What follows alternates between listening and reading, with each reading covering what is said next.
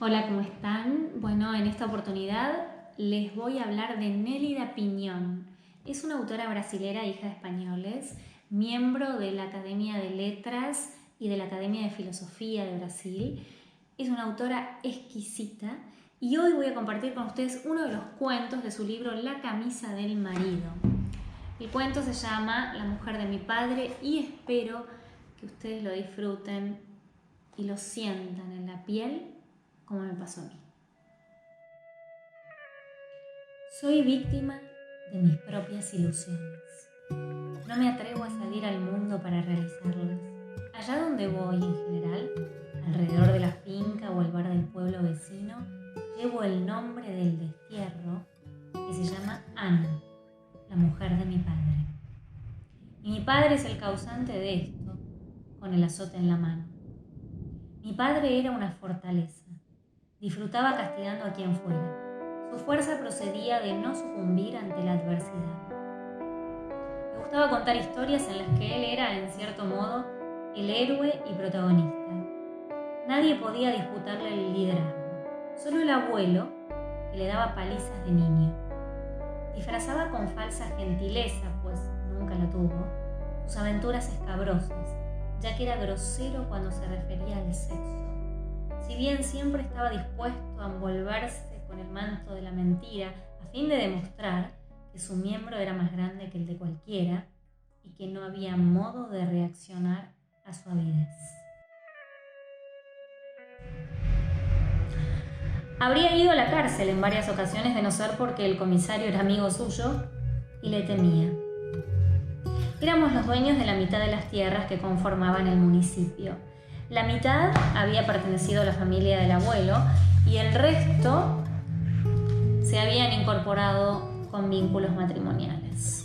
De esta manera acabaremos siendo los dueños de Brasil, decía el abuelo ante los aplausos de una familia que no quería cerca, como si no fuera posible que ellos hubieran generado ese cuerpo que se arrastraba avergonzado por las paredes de la casa como una sombra.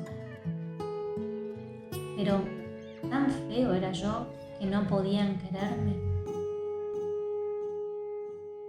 Aún hoy ignoro si las verdades que proclamaban sobre mí provenían de la invención o del odio que mi padre me tenía por no haber muerto en lugar de su primogénito, heredero de sus bienes y de su crueldad. La virilidad de mi padre, que se disputaba con el toro Teseu, la eficacia a la hora de penetrar a las vacas, se sobreponía a mi fragilidad. Blandía contra su hijo cualquier arma que tuviera a mano, recurriendo incluso al cuchillo de mesa, como si, en vez de servir para cortar la carne, lo fuera para apuñalarme. Aseguraba que sería capaz de descuartizarme sin contemplaciones por el placer de poner a prueba mi valentía, y que yo no sabría defenderme. Mientras mi abuelo vivía, le tenía prohibido adentrarse un palmo en sus propiedades y le decía: para heredar mis bienes antes habrás de matarme. Los dos hombres se miraban aguardando la muerte del otro, de quien guiñara los ojos primero, incapaz de resistir la mirada asesina. Yo sufría en la soledad de mi cuarto. Dios mío, me decía, pero ¿qué clase de familia es esta de la que provengo? Envidiaba el vigor de aquellos machos que castigaban a sus adversarios como parte de la rutina, bajo la creencia de que en el futuro yo haría lo mismo. En ausencia del abuelo, que recorría la finca a caballo, mi padre me hacía pagar lo que la vida aún no le había dado. Sentía horror de su mujer, mi madre, pero el pacto establecido entre ellos le impedía expulsarla de casa. A veces desde el balcón, su voz ronca se hacía escuchar desde el otro lado de la casa, donde yo me escondía, señalándome el camino por el que marcharme para nunca más volver, aún sabiendo de antemano que mi único refugio era mi cuarto. Huye, hijo, de mi misma miseria. La casa parecía venirse abajo. Era la tempestad, y como no tenía dónde resguardarme, huía como un ciego, tropezando con los árboles, y permanecía horas lejos de casa. Mi esperanza era que el abuelo, movido por la compasión, acudiera a buscarme. Entonces me hacía sentar a la mesa y pedía que me sirvieran un plato lleno. Era una orden. Actuaba en oposición a su hijo, que no osaba contradecir su autoridad. El abuelo era mi consuelo. Tal vez reconocía que yo era víctima de alguna injusticia que él mismo había sufrido en la infancia, en la cadena de violencia de aquella familia. Sin embargo, no estaba exento de culpa, pues él había transmitido a sus descendientes una violencia que, a su parecer, era indispensable para conservar las tierras conquistadas con tanto empeño. Un día me dijo, como si yo no estuviera allí, a su lado: la familia es así, nos da alegrías, pero también nos mata. Con todo, se enorgullecía de la fatalidad de haber forjado una dinastía que llevaba su nombre y que ahora era incapaz de destruir. Era una dinastía de muchos, incluidos los sirvientes. Aquella gente a su alrededor había proliferado como animales. Eran parte de sus bienes. Aquel día, cuando mi padre me vio entrar con mi abuelo, no dijo nada. No le correspondía a él impedir que me llenara el estómago. Yo vivía hambriento, de comida y de afecto. Y, ya de mayor, sentado a la mesa, años después de la muerte de mi abuelo, fingía no ver a Ana, la mujer de mi padre. Una noche, la ropa que Ana vestía me permitió percibir cierta agitación en su pecho. Y no jadeaba por mí ni por mi padre. ¿Y quién agitaba su cuerpo, incluso con el pensamiento? Me levanté de la mesa apresurado. No entendía el dolor de un sentimiento que me arrojaba al abismo. ¿Acaso era un crimen desear o pretender acariciar a la mujer de mi padre? ¿Cómo perdonarme? ¿Cómo reaccionar?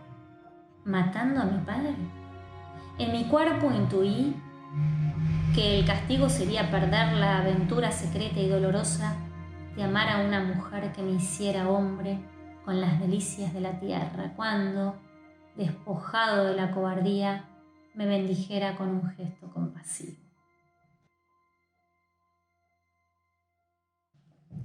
Lo cierto es que me había convertido en prisionero de una pasión que me daba motivos para no abandonar la casa.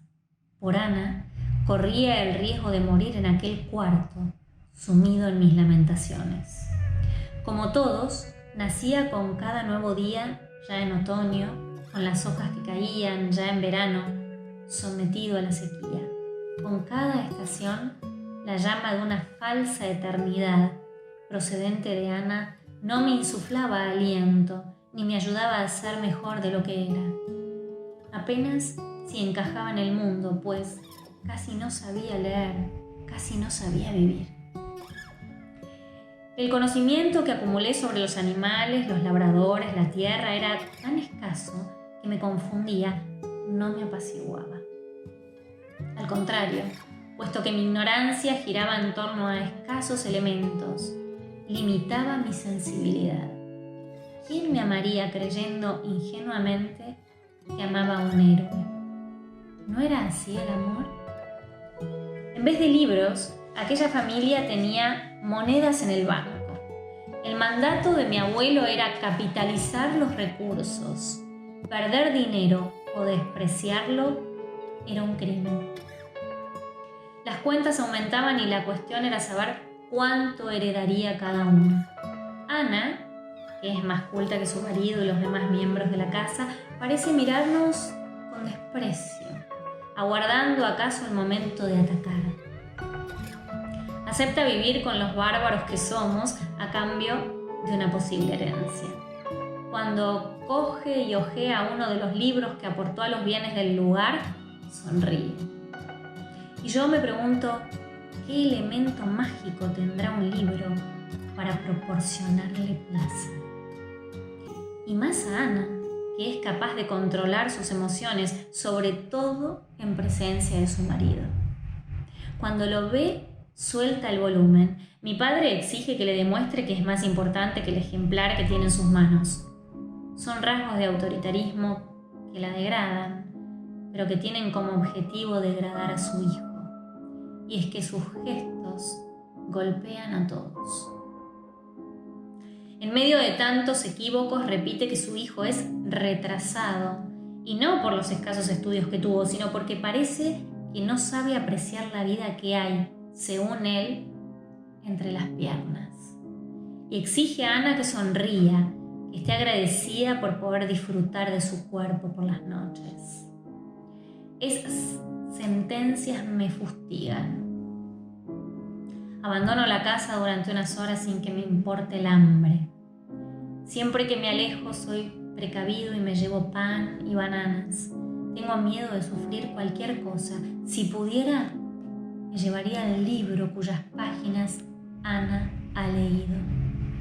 Necesitaría saber qué cosas son capaces de seducir el corazón de una mujer. E indago, curioso, sobre quién escribió las historias vividas por los hombres, como las criaturas de mi casa. ¿Acaso cuando el autor escribe, conoce mis sentimientos por Ana?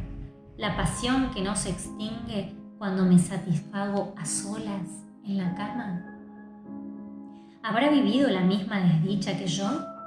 ¿O está obligado a asimilar los infortunios del personaje por ser responsable de la suerte de un libro? ¿Tiene la obligación de ser feliz para poder describir una euforia súbita? Pues, ¿no es el libro una mera confesión escrita, un intento de alcanzar la verdad de los sentimientos? Cuando vivía, el abuelo me daba monedas. Ve a desahogarte al burdel, hijo. Si no lo haces, te vuelves loco. La mujer me dejaba penetrarla. Jamás dije ni media palabra a ninguna de ellas. No había afecto alguno en mi cuerpo. No estoy autorizado a pronunciar el nombre de Ana, ni siquiera para mí. Un nombre que parece venido del cielo. Así pasan los días y nada hago. Mi padre tiene razón al decir que soy un parásito, inmerso siempre en el remolino de un corazón que sale por la boca. Entonces sufro una especie de asfixia. Siento como si muriera. Y todo por culpa de mi suerte, de la violencia con que siempre me trataron.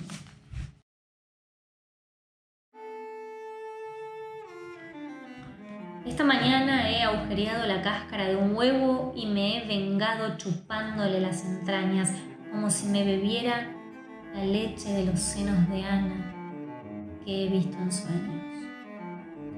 De las ubres de la vaca del establo de mi padre, pero cuando los senos se me aparecen en sueños, surge la vida. La leche de la mujer es perturbadora. Es el elixir que los dioses enviaron para enloquecer a los hombres. No obstante, la visión del pecado se extingue enseguida. Me avergüenzo de mi gran osadía. Me parece oír al demonio susurrándome que el fracaso es la sonrisa del payaso. ¿Qué significa? Solo me salvaré si huyo y no regreso jamás al hogar que me dieron.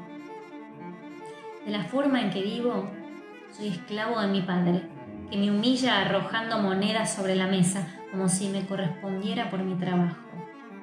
De nada sirve ahorrar esa paga, ya que es insuficiente. Solo Ana es la fortuna, la suerte, el misterio de la tierra. Si no estuviera ella, me inventaría otra que me prometiera felicidad. Sin embargo, Ana es incapaz de un gesto que me redima. Sospecho que es adversaria de los humanos, de quienes rezan, de quienes tocan la guitarra en el sueño. Sospecho que mi madre, siendo incapaz de soñar, decretó desde la cuna que su hijo sí lo hiciera. Que fuera un vagabundo obligado a adaptarse a los reinos imposibles y diera continuidad a un posible ancestro que acaso también había osado sumirse en los sueños. Creo que mi redención sería matar a mi padre, cumplir el ritual parricida de las cavernas. hay que suceder al padre y ocupar su lugar en el lecho. La ley es severa, pero también justa. Pues si él tarda en morir, alguien le debe llamar la atención, buscar una justificación. ¿Con qué derecho vive la plenitud de su cuerpo bramando en la cama con Ana mientras yo vivo de las sobras como un castrado? Él fue quien aplastó mis testículos para que perdiera el derecho a la herencia. Pese a ser más viejo, mi padre me supera, es mejor que yo. Hace de Ana su mujer y ella ni me mira. Se concentra en su esposo, que le paga la comida y el techo, pero ¿de dónde vino? Dicen que es de origen espurio, que vino de un burdel, de las orillas de un río poblado de chozas miserables. Mi padre nunca lo ha revelado. Se llevará el secreto a la sepultura. Ella, a su vez, calla. Roba de las vecinas ricas los gestos que no aprendió en la pobreza. Sabe poner la mesa, dar órdenes en la cocina, gritar cuando hace falta. Ay de quien la desobedezca. Ha evolucionado como si ahora tuviera educación. Prueba de ello son los libros que exhibe, que ella misma trajo. Se ha enterado de que en el testamento paterno consta que la casa y las tierras son suyas, como si mi padre me hubiera desheredado. A mí me deja poca cosa y de escaso valor. Y tan segura está Ana de su futuro que ya se responsabiliza de la cuenta bancaria, de los pagos de los documentos de la casa. Su gusto prevalece en todo. Tuvo suerte de que el primogénito de mi padre, al que él amaba, muriera antes de llegar ella. Pereció en un accidente sin dejar descendencia. Mi hermano la habría matado si ella le hubiera disputado la sucesión. Solía matar y ordenar matar sin benevolencia. Su furia se igualaba a la de mi padre, que sin duda le temía. Por otra parte, mi padre no se conformó con que yo no hubiera muerto en su lugar. Muchas veces blasfemó contra Dios por la elección equivocada. Me acusó del crimen de estar vivo. Pero, ¿con qué derecho? Odio a mi padre y él lo sabe. También quiere matarme, pero no concibe el gesto de hundir el cuchillo en mi pecho. En compensación, como un pirata, se dedica al pillaje a diario. Roba pedazos de mí y no me los devuelve. Y lo hace por medios diversos, como convenciéndome de que no estoy a la altura de él ni de la mujer que ha traído a casa. Y si menciona a Ana, es porque ya sabe que deseo a la puta de su mujer. Esa Ana, cuyo nombre está en la Biblia, tiene una función divisoria. Por lo que he entendido, a ella correspondió coser con aguja gruesa el manto que abriga el Antiguo y el Nuevo Testamento. Pues al anunciar a María que estaba encinta del Salvador, ganó una importancia inusitada. Pero esta Ana, la de mi padre, heredera universal, no fue testigo de la ira que existe en el Antiguo Testamento y que dirige aún hoy nuestros instintos. Al contrario de lo que afirma mi padre, no he estudiado, pero he leído. Frecuento la biblioteca del pueblo. Entre nosotros nunca ha habido un solo licenciado. Somos ejecutores que castigan a otros seres desde la esclavitud y aprendimos a arrancar oro de la tierra. Yo ni para eso sirvo. No sé dar órdenes ni decretar la miseria sin piedad como mi padre, que no reparte monedas sino que las guarda para comprar hambre. Me lamento igual que el profeta Jeremías, por cuya historia me interesé. Sin embargo, soy un hombre que carece de intensidad. La verga es mi enemigo, no inflama la carne de Ana. Vivo como un castrado sumergido en mi propia sangre. ¿Cuántas veces habré huido, siempre mirando atrás a la espera de que me siguieran? Pero nadie me echa en falta. Hace poco desaparecí y nadie dijo, ¿dónde está Yao? Que no ha venido a comer ni a cenar. Si mi madre estuviera viva, habría tomado medidas pese a mi padre. Por eso cuando murió me escondí en el establo entre las vacas. No busqué refugio en esa huida. Esperé a que anocheciera. Rehuí la conmiseración de los vecinos, conocedores de la enemistad entre padre e hijo, pero regresé 3 días después, sucio y hambriento. Al entrar en casa nadie me dio la bienvenida, solo María, que está con nosotros desde la infancia. Ya era hora, niño, voy a darte un baño, que apestas. Mi padre se regocijó con la muerte de mi madre, que lo perseguía por sus traiciones. No respetaba ni a las empleadas, hasta el extremo de que mi madre vigilaba a cualquier criada nueva para luego cedérsela a cambio de ampliar su poder en casa. Ella no le daba tregua. Tan pronto mi padre pisaba el umbral de la puerta, mi madre le exigía los favores debidos. La convivencia conyugal los hizo cómplices. La alianza perversa prevenía que ella gobernara la frontera y la fortuna, y él, quedando exento de los deberes conyugales, mantuviera a las amantes a su alcance. Tal pacto lo dispensó de llorar en su entierro.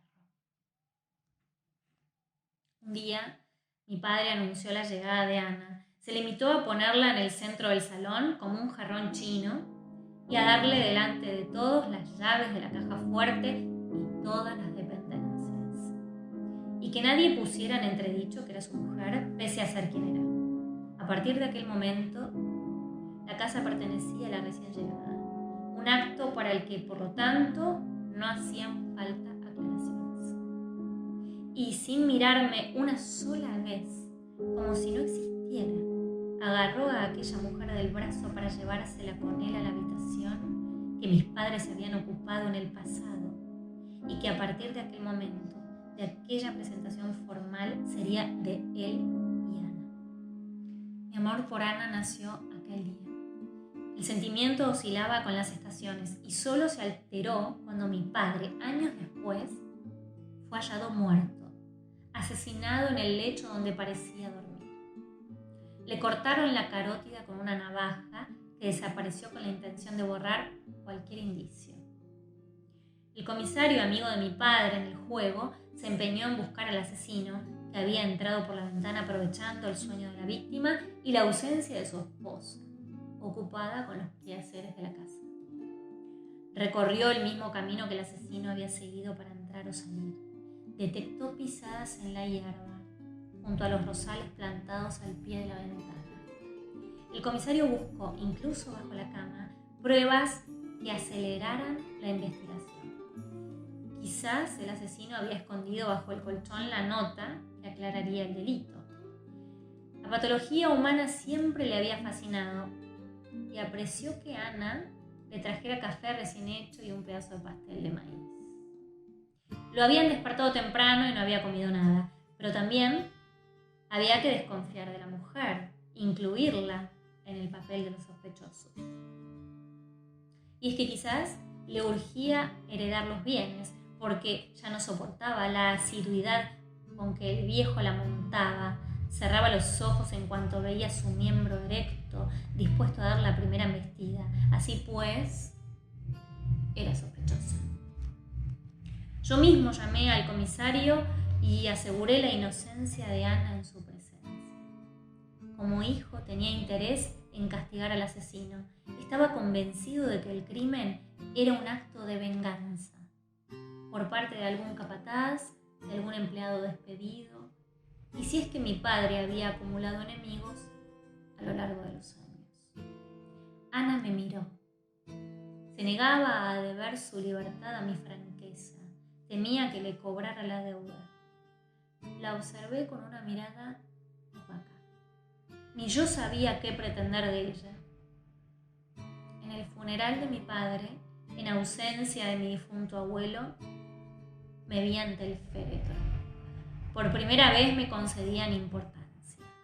Tenía derecho a oponerme al testamento fraudulento de mi padre. Ana presintió el peligro que corría. Solo sería dueña de aquello que yo le concediera de común acuerdo. Junto a la viuda, ahora yo era el padre. Pero esa es otra historia. una historia penosa